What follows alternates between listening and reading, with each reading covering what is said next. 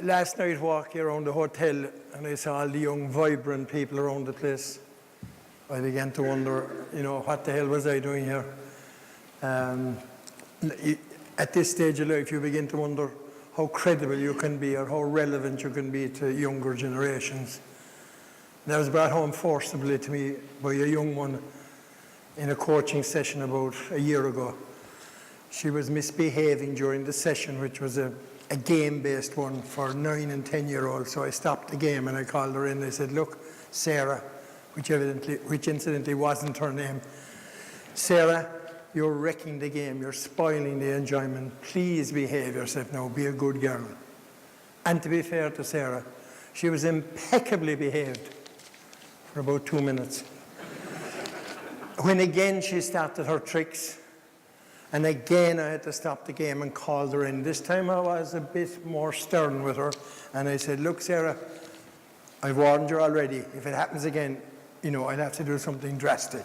Please behave yourself. So Sarah again was very good, but again, the devilment broke out. If you have kids here on you, you know the story. So I called her in and I said, look, Sarah, I've enough. I just have enough now, I said.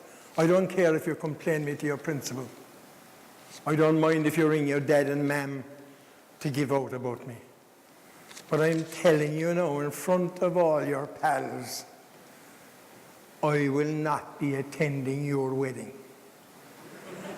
I would not go to the wedding of a girl who has given me so much trouble. And she looked up at me. She's 9 and I'm heading for 90. Like.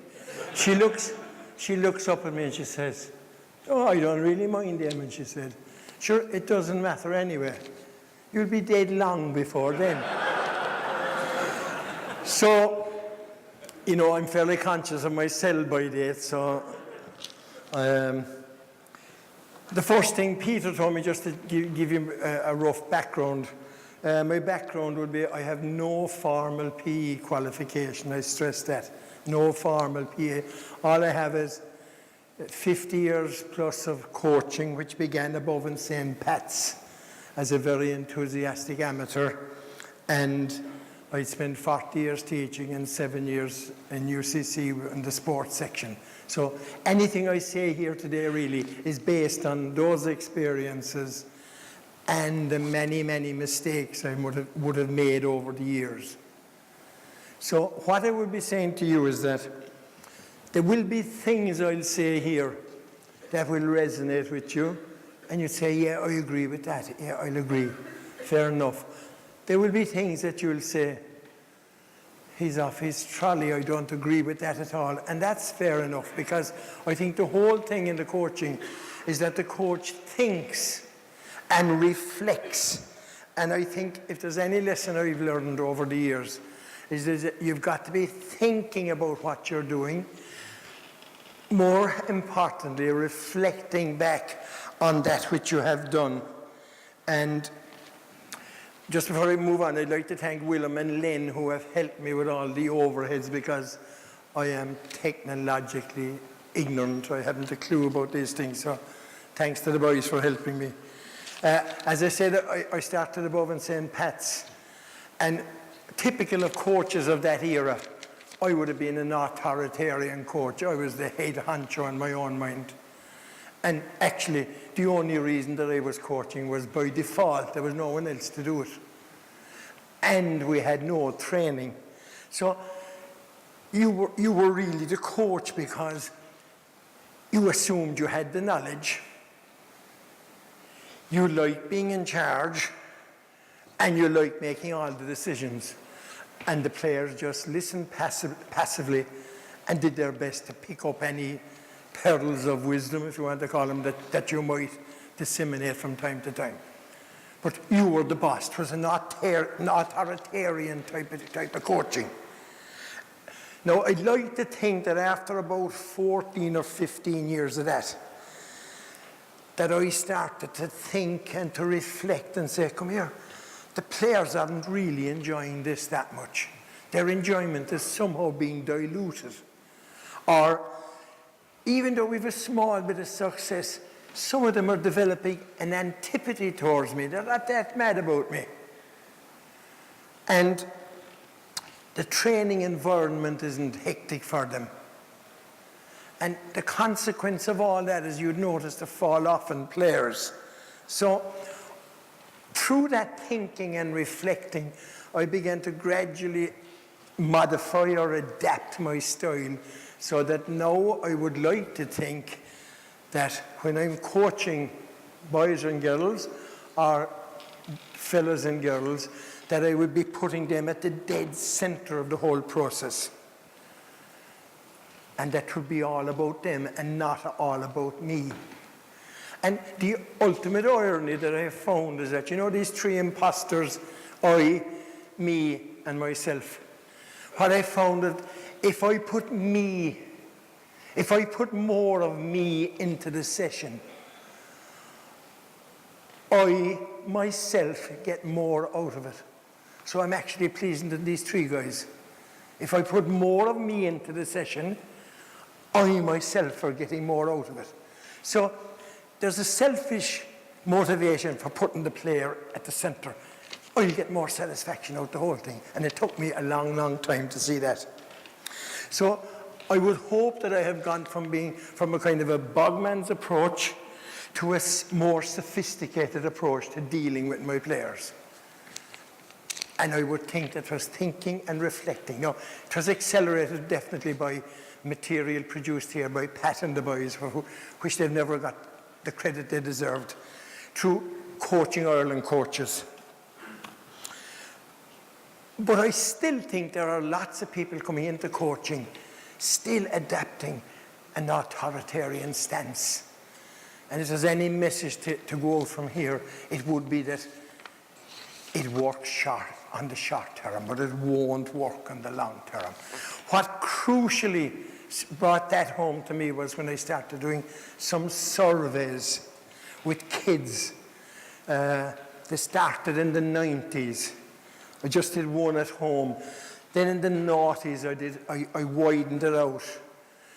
Later in the noughties, and even last year I did another one. And some things just were so definite from those surveys. Now, I had read them in books, but these were living, breathing, flesh and bone players who were saying this. And actually, it's living, breathing, flesh and bone players that we deal with in the field. It's not kids in a book or kids in some university research document. Real kids. And why did they play? And you all know the answers. But have you thought about it before you went training? Have you thought about it before the guy knows it's wrong to steal, but he still steals because he didn't think enough about how wrong it was. So have you thought enough about it? That is for fun, for the crack, for enjoyment. And one word that came across very much in the 2013 survey, which went across a broad spectrum of kids, was that a lot of them actually use the word, they love hurling and football. Be with their friends and to feel good about themselves. Go home from training, I'm good, or I'm gooder than your man, or I'm the goodest at it. Self-esteem, they want to feel well about the thing. But I put 2 extra questions on the last survey, which really kind of confirmed in me that I was going the right way about things, but also gave me lots of thought lots of food for thought. One of the questions was, how should the coach act? Now, lads, I'm talking to the class. I'm giving you a few minutes now to write down your thoughts on this. Think of all the different coaches you've had now, under 6, under 8, under 10, 12. How do you like a coach to act? And here are the answers. And the first one surprised me a little bit. It said, teach. You notice I have to have a bit of paper because I can't even see that. Teach me, explain to me, help me. That came across so strongly in the results. I collated all the results. Now, some of you are saying you didn't, you're here. A lot of them are there looking at bits of paper, loads of them. And the thing that came across, they wanted to be helped, to have things explained to them, to show them how to do it. They wanted a nice, calm atmosphere. You'd understand that. They wanted the course to be fair. They wanted to be encouraged. Quite a number of them, in funny little ways said, we'd like a bit of messing, a small bit of messing, but we'd still like the course to be strict. I think that's fairly profound. They'd like a small bit of messing, because if it's too strict, the fun goes out of it.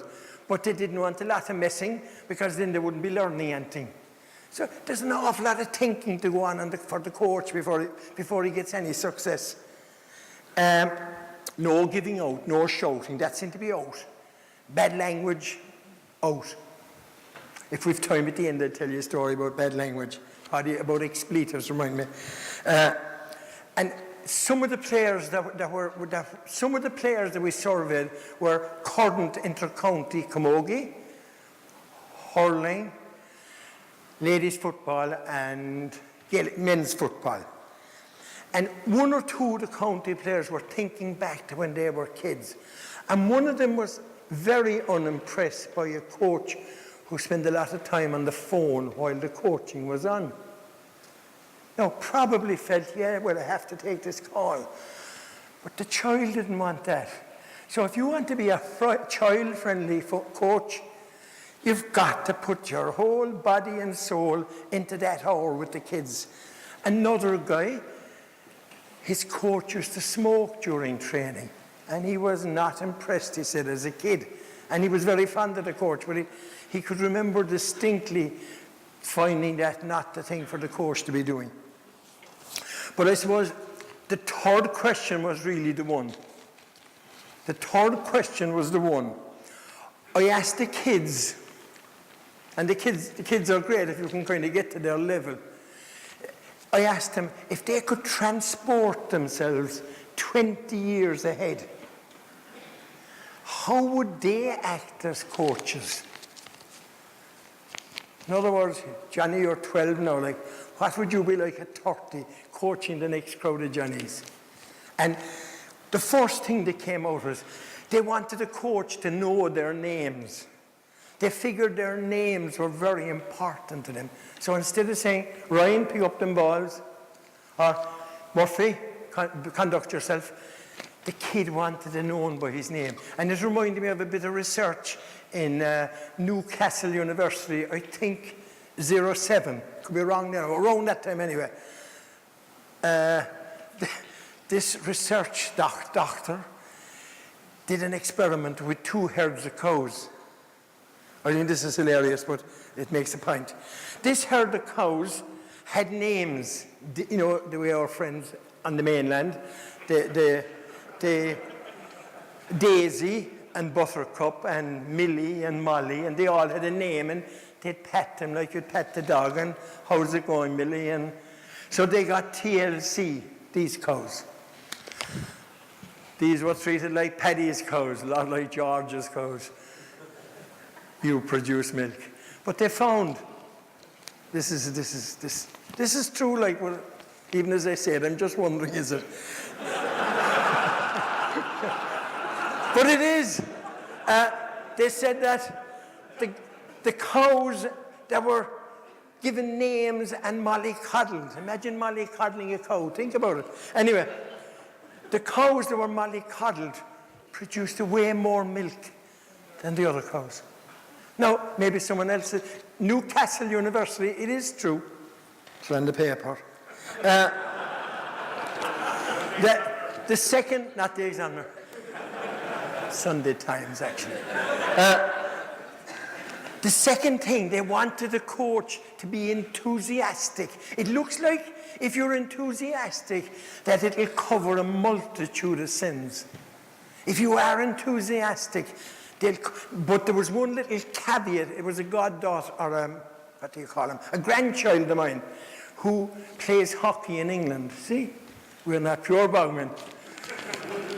Now I have to say she plays hockey badly in England.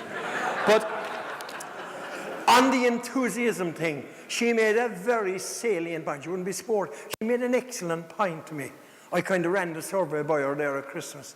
And She said, yeah, my coach is my PE teacher. She's lovely, she's brilliant, she's fierce, enthusiastic. But Grandad, she never tells me how to play better or what I should do to get better. And I'd love if she'd help me to play better. So enthusiasm alone is just not enough. It will cover the multitude of sins, but it needs to be backed up by something more. They really hammered the question of games. All the survey, they wanted games, they want to play games. I love playing games. It was all about, games was huge.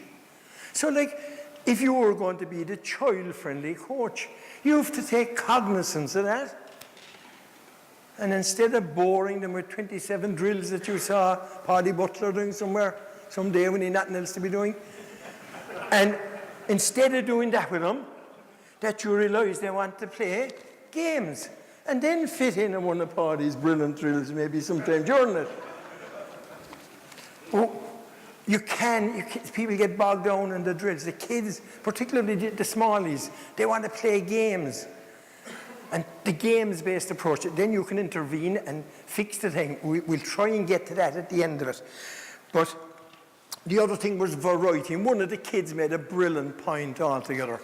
An 11-year-old girl, I don't even remember her now, but her answer is here. She said, I'm very good at the football. If I were a coach, now was a question. But I'd hate to be the coach that made an exciting game boring. That's fairly profound, lads, at 11. I'd hate to be the coach that'd make an exciting game boring. Geez, I would too. I've done it but I would hate to be doing it. I'd hate to be doing it again. I got away with it, but I hate to be doing it again. But that's fairly profound. So if you go out and just do 27 drills or just kick the ball away, lads, and have a fag and check the birds passing down the road and things, you're not much use to the players. You're not a child-friendly coach. The players, even if they're not kids, they must be the total centre of the hour for the hour you're there. Nothing else matters, only them trying to make them as good as they can be. And also the last thing was they all wanted to be included. There was a lot of people said, I don't get much games, and I think this is a hard one to answer here in a short time. They all want to be involved in the games. They all want to play the games. So, if I can digress, I hope I'm not going on too long. I was reading something there lately about one of the best-known hoteliers in this country, and he made a point, lads, and I think it has a relevance here. He said that he and his staff make a conscious effort every day to provide 2 wow moments. Now, when I heard wow, at 73, we have someone going wow, geez. But what he meant was that if some aging, grey-haired old lad wants to find his way to the bathroom, and he's a bit bothered and he's sighted and great, that instead of giving him vague instructions and hoping that he'll eventually get there before a crisis erupts, that one of the staff would take him by the arm and lead him down. A wow moment. Now, this has a relevance to us with the kids. Now, my goddaughter stayed in that hotel recently, and I just asked her, how did you find it? I was checking. I knew I was coming here, And she saw it in action. Mammy eating her dinner. The boss eating his dinner. And Mammy trying to rock a bawling baby here, who was screaming to high heaven, trying to eat a bit, and suddenly one of the staff sidles over, word in Mammy's ear, of course, his lordship has the 2 hands, and he's eating away finally. He is, after all, the head of the household. I think, anyway, off she goes, rocks the baby over here. Mammy has her own moment. It might be the one weekend of the week Mammy was away. The staff did it. The boss hadn't to tell her at all. And I think if we can bring that kind of an attitude to training, we're all players, but particularly if we want to be the real kids. In other words, we need a mindset the right mindset going to training. So in other words, if I want to be a child-friendly coach, I need a mindset that's informed by knowing what my clientele need. What do my clientele need? They've told me in the survey. They need to have things explained, they need to have things taught to them, they need a nice atmosphere, they need fair play, they need to get plenty of gate time, they need to play games. So if I know that, I can then produce the wow moments during training. And it doesn't have to be something spectacular to have a wow moment at training. It could be just a word of praise. But it's the mindset. Here's a nice little thing maybe that you could think of when you're going with the kids to the field. It's just something that I think it's my own. Maybe I stole it from somewhere. I don't think I did. This is very true of all players, smallies in particular. If you treat them like royalty, they'll reward you with loyalty. They'll come back. You'll get return business just like the hotelier. And after all, that'll prove you're doing it right if you get the return business. So treat them like royalty. Put them at the center. Do everything for them. And they'll reward you with loyalty. And again, you'll get great satisfaction. But to do that, you need to know what the child's needs are. And as far as I can see, the child needs is excitement. He wants a challenge. She wants to be stimulated. But in tandem with that, they want to feel good. They want to feel, I'm good at this. I'm successful at this. I'm worthy of being part of this group. Now, there are loads of things, but I'm going to pick 3 or 4 of them. The second thing I think that any coach would need to do is to be dedicated. And that sounds so obvious now that you'll say, geez, we knew that coming in. But I would say you knew everything coming in. It's only to think about it. Dedicated. You're going to give up 30 or 40 weeks of the year, once or twice a week. One of the kids in the answers here said, I would love if my coach didn't just come to the matches, but also came to all the training sessions. Think about that. Like, it's a big commitment, so you need to be dedicated. The second thing I'd say to you, you need to prepare. Just because there's kids, you need to prepare even more thoroughly as to what you're going to do.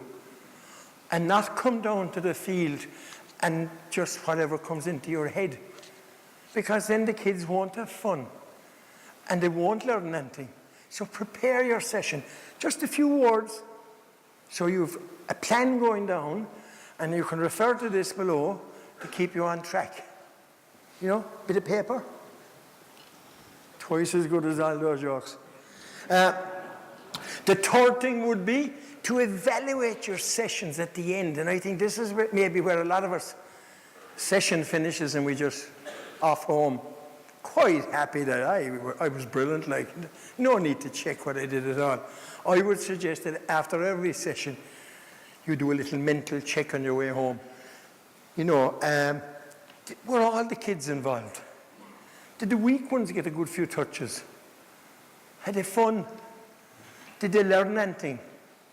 And the crucial one, I think, is, are they a small bit in better tonight by coming to training than they would have been if they didn't come? Are they a teensy bit in better, because it's very incremental? Are they a small bit in better?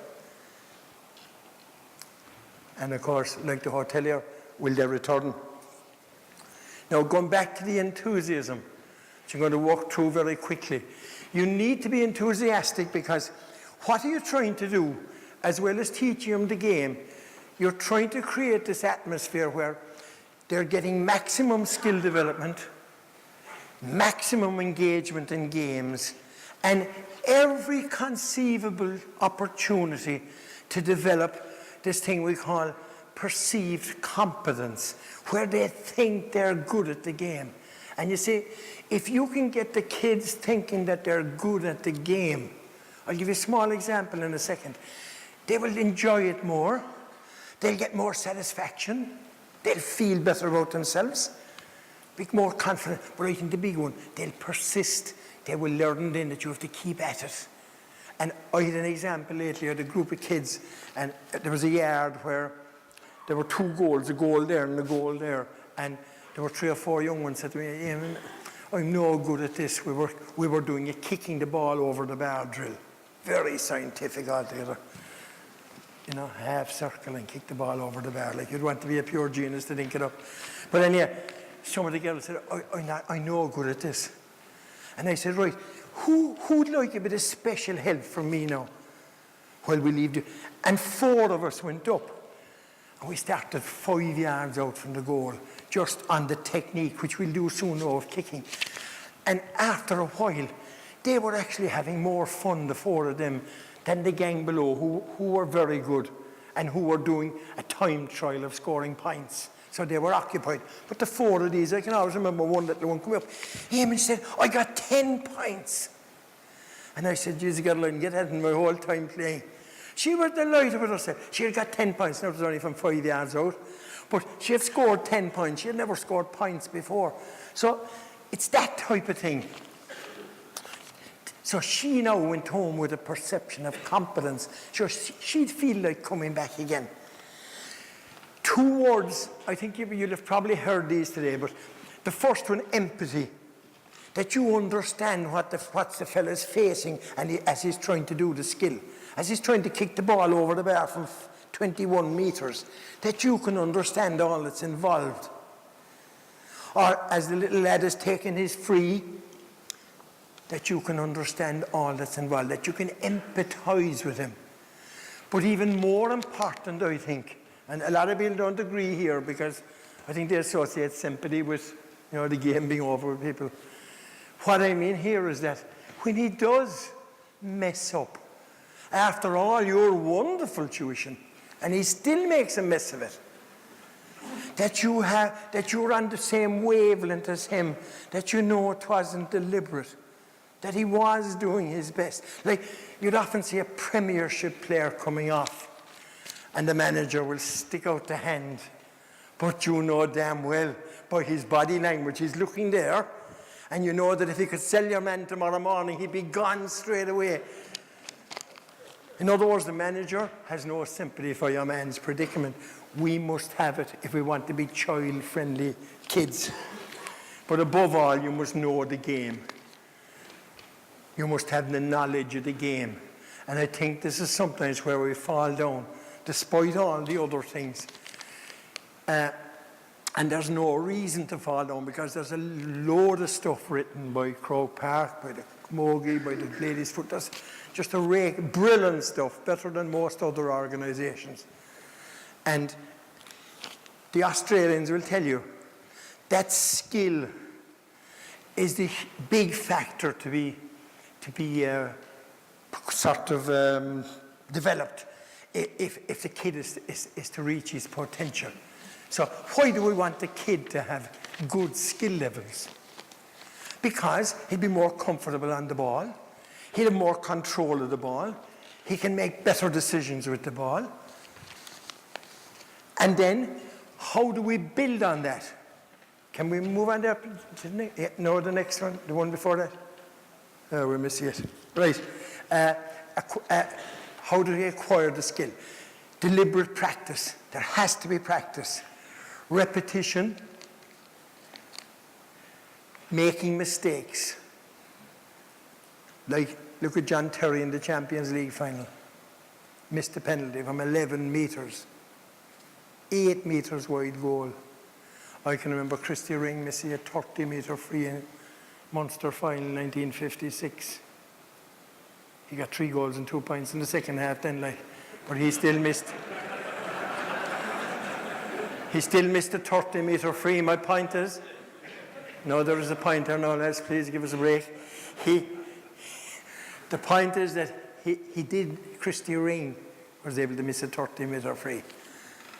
So it's practice, practice, practice. Mistakes are okay. Learn from him. He didn't miss the next one. He learned from that one. One of the Kilkenny players who has only 5 All-Ireland medals, Christy Ring at 8. I saw him. No, it wasn't Henry. I saw him missing from 30 metres. but he didn't miss the next time. He learned from the mistake. And that's where you're crucial. And I think that's where you're child-friendly. And that's where it all comes together. You're in the field.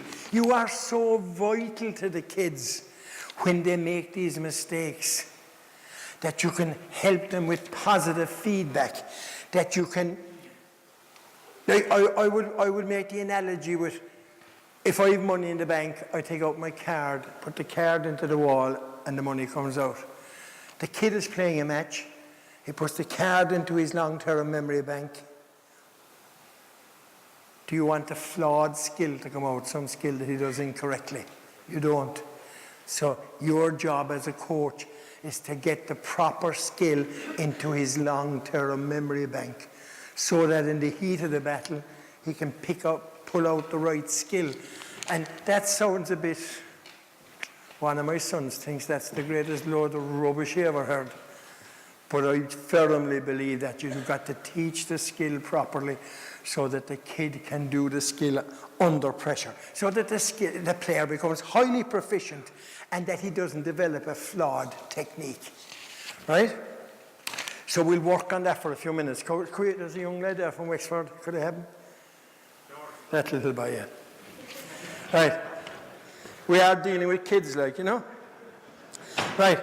So this is where I think now that a lot of us might fall down. I know I did.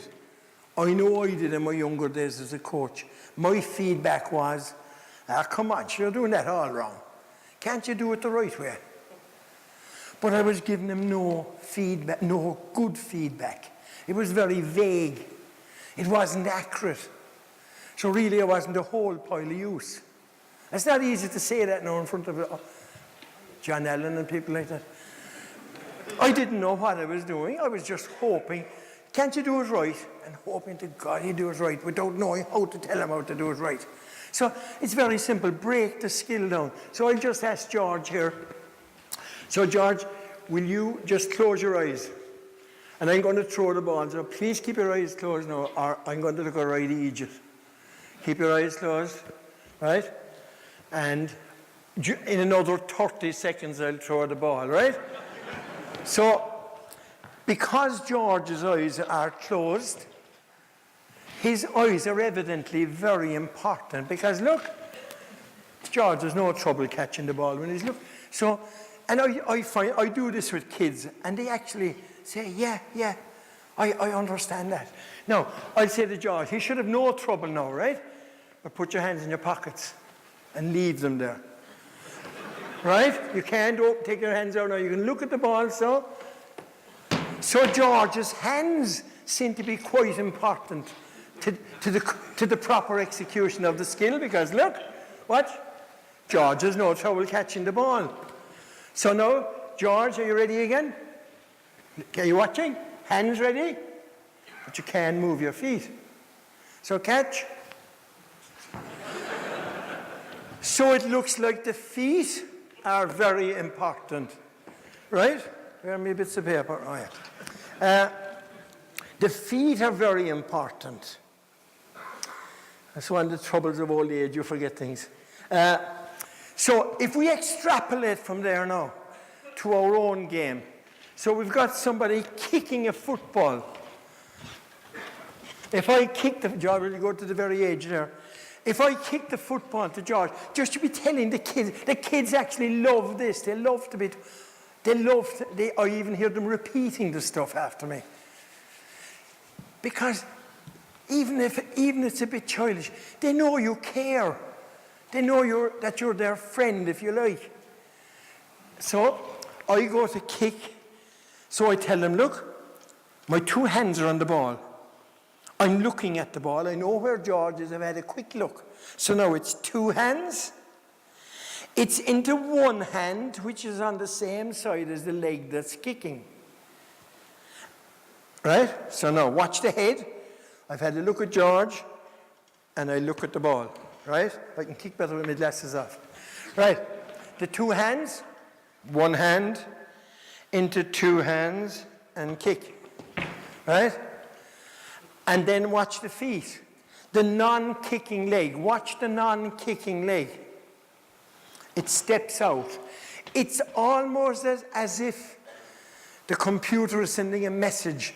Get that leg out to balance yourself. I think.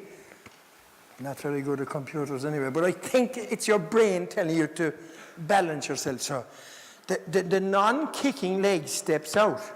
So, like, if you're a coach and you see a small girl doing this, Sheila kicking the ball to Molly, right? Watch. Here's Sheila. Right. She kicked the ball to Molly.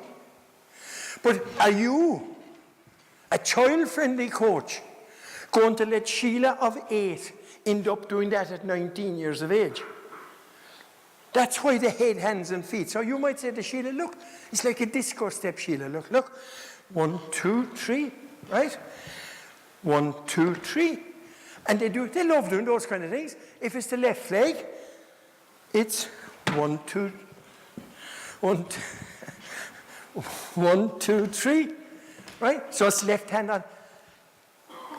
And now we'll show you a bit. We have a DVD now on that, haven't we? Just watch these little girls now. Just give me a second. Just watch these girls as they do this. We'll stop it. Just as she kicks the first time, watch her head. And it's excellently done, right? Off you go. Right. Right. Hold it. It'll come again. It'll come again. Watch her head now as she goes to kick. This girl now, watch her head. She's going kicking now. Watch. Yeah, we'll watch it again. We'll run it again. Run that again. This time, watch her hands. Look. 2 hands to 1 hand, looking at the ball. This time, watch her foot. Watch her non-kicking foot. Like that's not rocket science, like.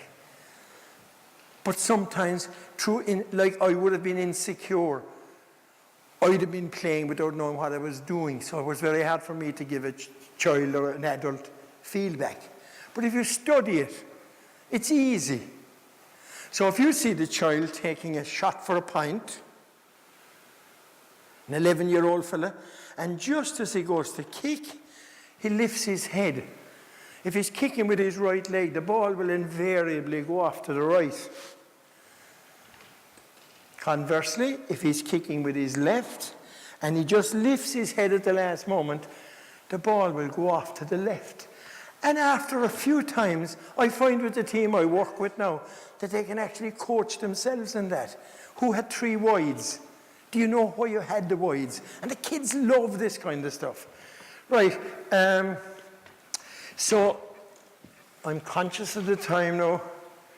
Here's a little game then we developed on, or a little drill we developed on that. All it entails is soloing out and and kick the ball back. You see, the drills don't have to be totally complicated. But you'll see in this now, they're having fun. They're practicing their kicking. And you'll see the excitement. It's the team who get to 10 first. You have to kick back to the next player. You could do this in hurling, playing the sliotar back to the hand. But you'll see these lads kicking the ball back. If he catches, it's a score. If he doesn't, he solos out and he kicks it to the next fella. And if he catches the score, first team to 10 wins. But watch these lads as they get towards the end of it, right? Watch them now.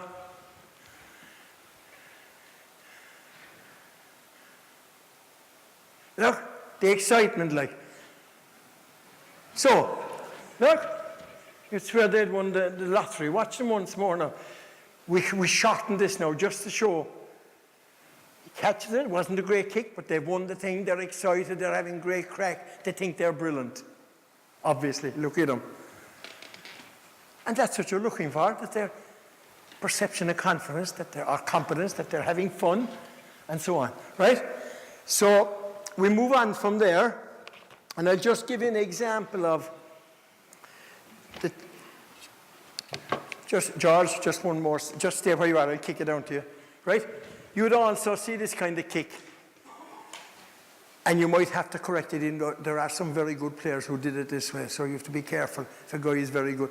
Some guys will, look, throw the ball across their body, and sometimes they'll go away. So that's why you'll be telling them use the same hand and the same. But here's one a lot of small boys do. Look. And then, if you do nothing, he's going to go on doing that. And all you'd have to say to him is, look, it's a tiny little flick, honey. It's a tiny flick. It's not a throw up into the air. But you need to be able to give that kind of feedback. I'll just show you one example of how I was giving bad feedback to players. Or no feedback, I suppose. Say, picking the ball and hurling. Now, we can't do the jab lift here. So I just have to confine myself to the other one. So, but the teaching points would be, I'm looking at the ball, the head. My hands are on the hurley with my thumbs for rigidity. My weaker leg is fairly close to the ball. In all these things, you're teaching the kids within parameters. And then they learn. It's not an exact science. You just give them the parameters. Tiger Woods doesn't hit the ball the same way as Padraig Harrington. Padraig Harrington doesn't hit the ball the same way as Sergio Garcia. Within parameters.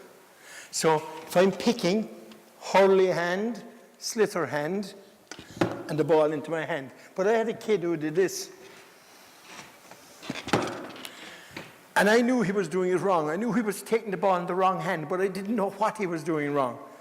So my ignorant feedback was, can't you do it right? You're doing it wrong. You'll break my heart. I told you the last day you're doing it wrong.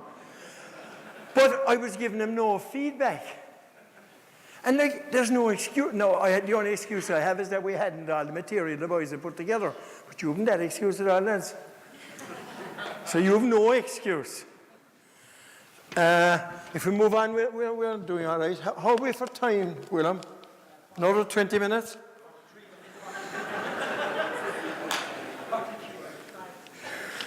Are we okay, Pat? 5 minutes. Thanks, Pat.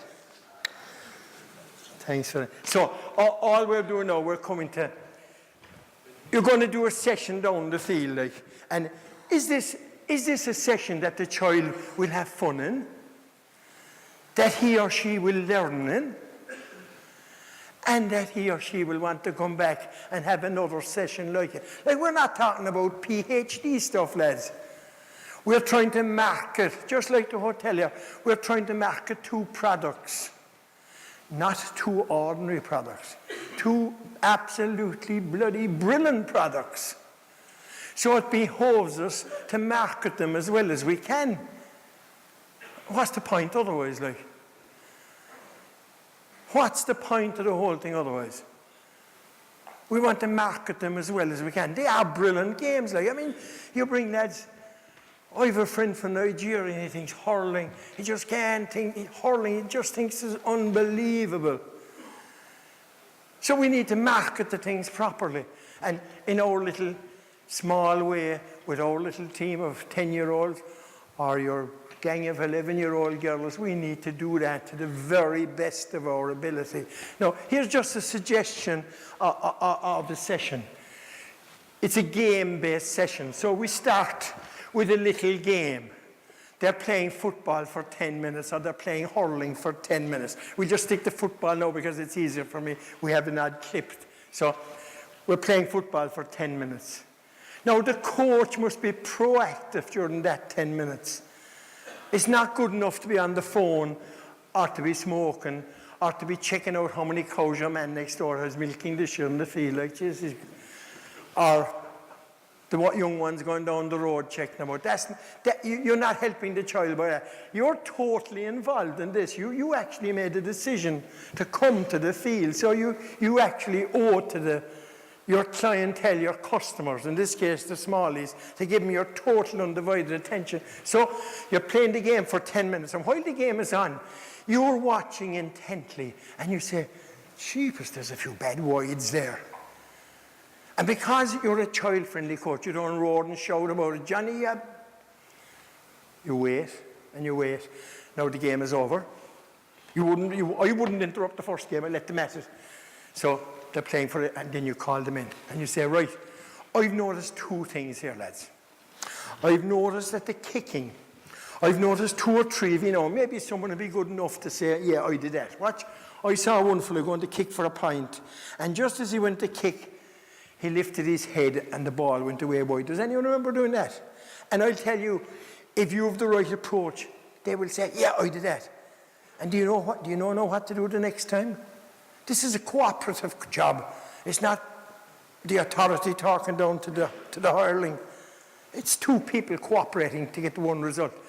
And you said to Johnny, right, yeah, I missed one myself here from 7 yards. I know exactly how you feel, Johnny. So the next time, just keep it, I'll do that, sir. And that's grand. And then you say, the second thing I noticed was the blocking. And George, if you come up a second, will you? I think that we have a propensity in Gaelic games, in hurling, to avoid doing the block and the hook. In football, to avoid doing the block and the tackle. I think there's that thing in coaches, a bit afraid, a bit insecure. Whereas if you have the teaching point, so what I would be saying to them, look, I'm an old man, those hands look, they're fierce old altogether. But look, if I do it right, he won't hurt me at all. This is a young lad now on the panel. Saucy guy actually, but anyhow. So what I'm doing, I must keep my eye on the ball. And lads, I'm talking to the kids now, I know that's hard because the doctor was telling me that we blink every maybe 6 or 7 seconds, that we blink about 10 times in a minute. And I found that when I was playing that sometimes I go to block and I would blink despite myself. And even yet, in my 70s, I find it that when I'm blocking, there's a millisecond when the ball is gone out of my sight. So you really, really must concentrate, lads. And the kids love this. They love that you're actually half human as well, like, that you make bags of things. They love that kind of stuff. And then my hands, I go in that way. I remember a few years ago, it might never have happened, I was training the young lads, and a fella came in this way.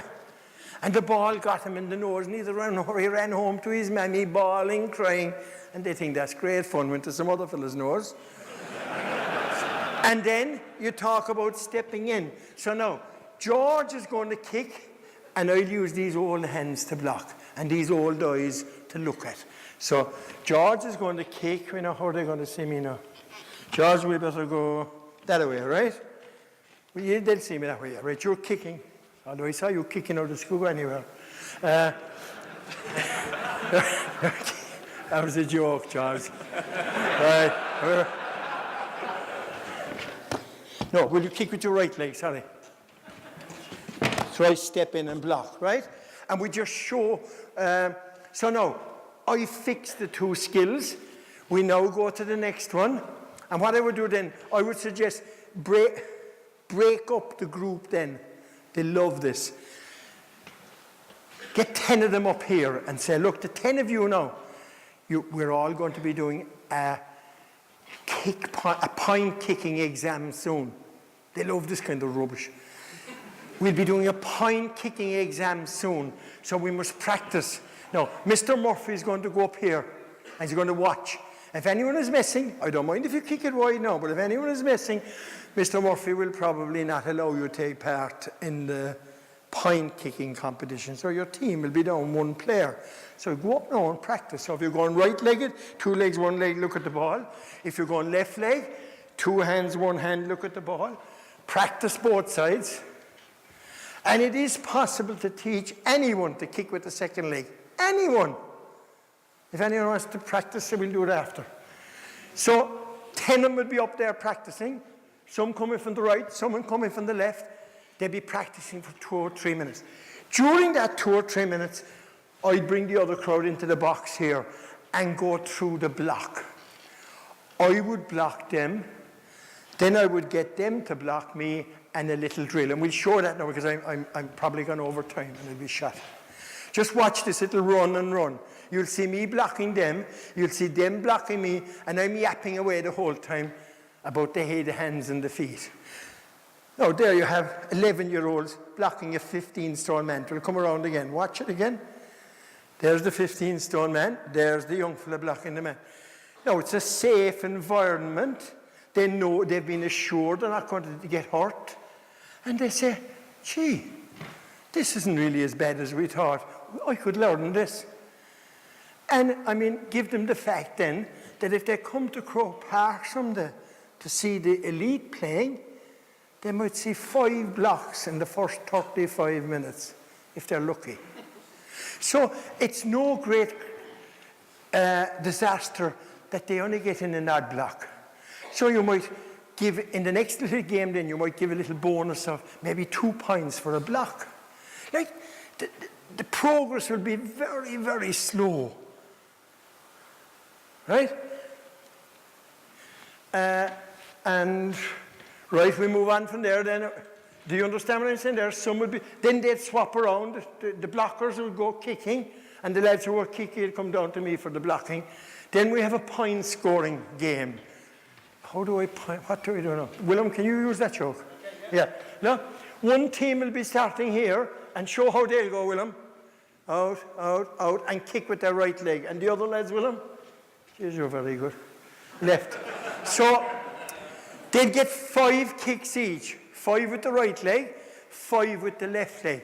Now, what I'd say to them here, and this is just a suggestion, I'm using the word I a lot, which doesn't appeal to me really.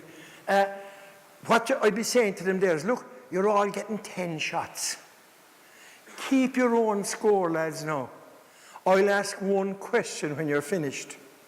And it will not be how many do you get.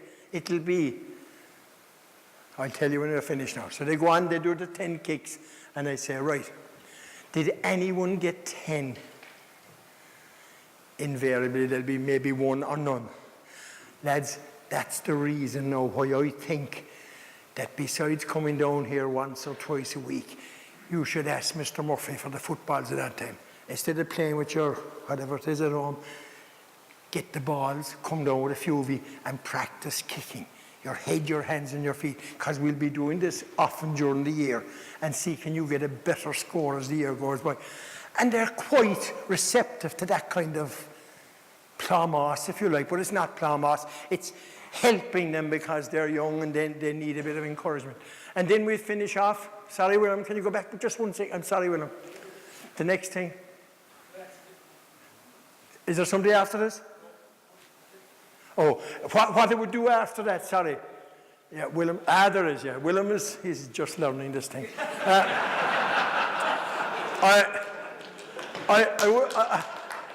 I would have done it myself, but, you know, I like to encourage young people, you know. So the last thing then would be, you'd have a full game where they'd give a 15-minute game. So now, go back to the criteria the kids had. What was the teacher, the coach or teacher explaining, helping them how to do it? He was. Did he provide games? He did. Did he encourage them? He did. So what do you want to do to summarize? So make your sessions exciting, challenging and stimulating for all the kids. And then make all the players feel that they're good or gooder or that they're the goodest. Okay, thanks very much.